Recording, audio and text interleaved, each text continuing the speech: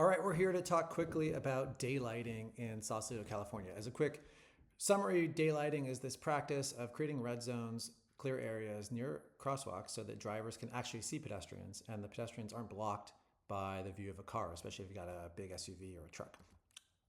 The common situation we see in many parts of town, especially in Caledonia and Bridgeway, is very little or zero daylighting, which means very little safety, especially for children. You know, they're small, they're even more likely to be blocked by the view of a parked car. So under this, here's a snapshot of Caledonia Street. We've got 84 feet from the crosswalk on our left side to a red zone for the driveway on the right side. That's 4 parking spaces today. There's about 2 feet of daylighting, which is not allowed under our current vehicle code from AB 413. So we've been out of compliance for, call it 14 months now. If we had 20-foot daylighting, it would look like this. We would lose that first parking space in order to improve safety. If the city were to go as they propose and study an exemption to this law or a reduced distance to this law, they might get it down to 15 feet with a lot of time, a lot of money. And what would that actually buy us? Well, now we have 15 feet here, which means we've lost, call it 2/3 of that parking spot.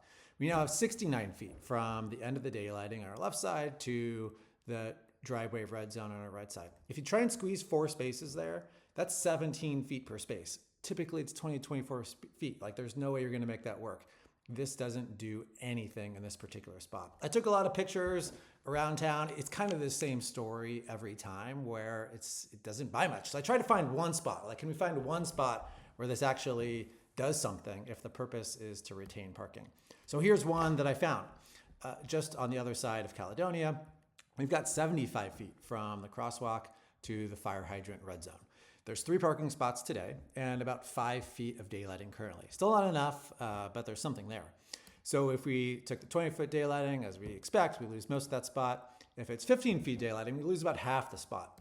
And with that, that would leave us with 60 feet from the daylighting side to the fire hydrant red zone side, which is just the bare minimum. If you could do 20 feet of space, that's the bare minimum to have 3 parking spaces. You don't lose anything. Like, oh, great, wow, maybe it is worth doing. I know it's not worth delaying, but you could do it after you daylight. Ooh, but wait, see this fire hydrant red zone? There's a California fire code, which says very clearly in 22.514 that you're supposed to have 15 feet on either side of the fire hydrant is a red zone. This is not 15 feet. So the 60 feet that we thought we had, we don't actually have, especially if you have a traffic engineer go out and study this and look at the codes and the ordinances that exist. So we can't actually retain those spaces unless we embark on even more studies and ordinances and signage, which is a lot of time, it's a lot of money. It might be worth doing, but it's not worth doing while we wait for daylighting to happen. So implement now, sort out parking later.